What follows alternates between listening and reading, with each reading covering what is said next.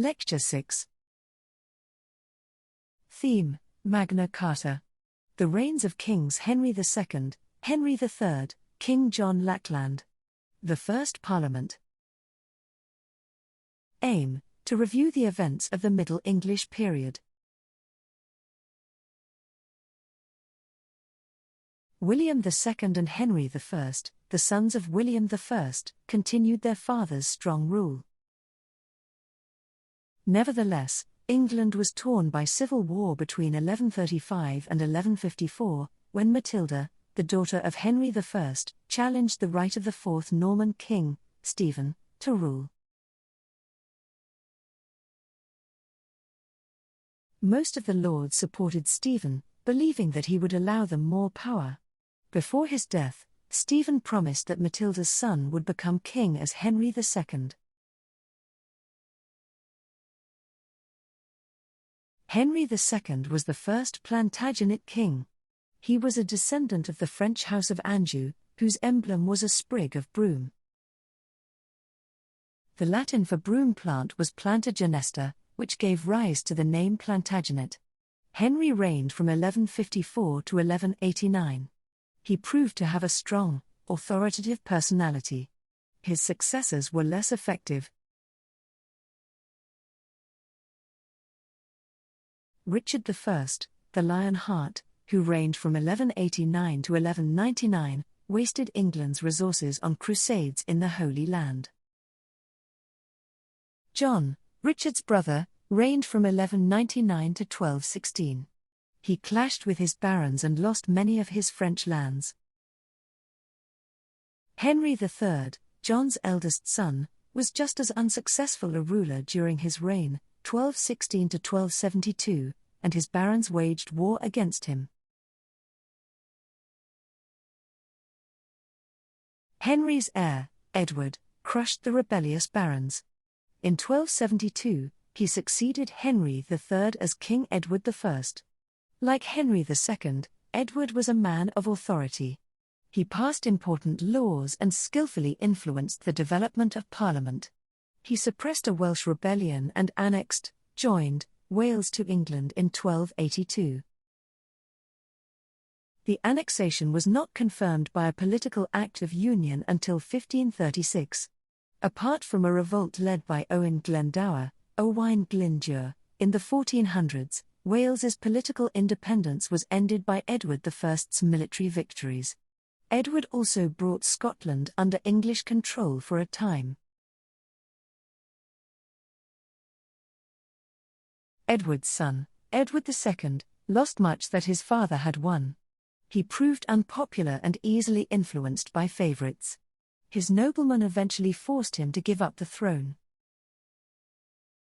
His son, Edward III, sought to win back England's lands in France, and in 1337, began a war against the French, the 100 Years' War. The lord of a manor held all the manor's land as the king's tenant-in-chief. The lord kept some land as his domain. He let other land go to freeholders, who could leave his manor if they wished. The rest was farmed by villeins, who were bound to stay on the manor and had to give the lord part of their produce. They also had to work on the domain. Some land around the manor was common land for keeping cattle, poultry, and sheep. People gathered fuel from the woodland and grew hay on the meadowland. The law. There was no single source of justice.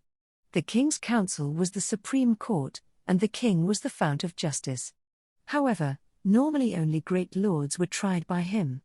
Freemen were usually tried by their fellow freemen in regional or local courts, called shire or hundred courts. Under Anglo-Saxon law, a person could be cleared by the oaths of a group of men who believed the person to be innocent. But a person who was a known criminal or who had been caught in the act might have to undergo trial by ordeal. In the 1200s, trial by jury began replacing trial by ordeal. Henry I extended royal control over criminal cases and appointed royal officials in shire courts. Henry II sent judges throughout the country to hold royal courts. In 1215, the barons rebelled against King John's taxation.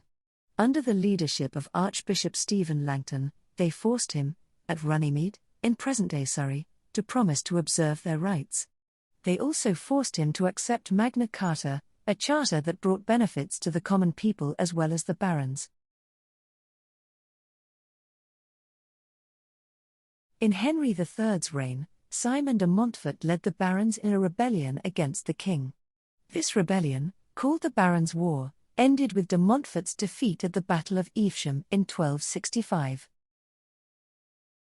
De Montfort had been the first person to summon ordinary citizens to discuss affairs of state with the barons and bishops. This idea led to the growth of Parliament. Self-control questions. Who was the first Plantagenet king? Who started the 100 Years' War and why? What was Magna Carta? Videos to watch for seminar. 10-minute English and British history, King John and the Magna Carta. Magna Carta and the emergence of Parliament. The first parliaments, timelines.tv History of Britain. Themes for presentation. The reign of Henry I, 1100 to 1135. The reign of Henry II, 1154 to 1189. The reign of King John Lackland, 1199 to 1216. The adoption of Magna Carta on June 15, 1215. Simon de Montfort. The first Parliament 1265.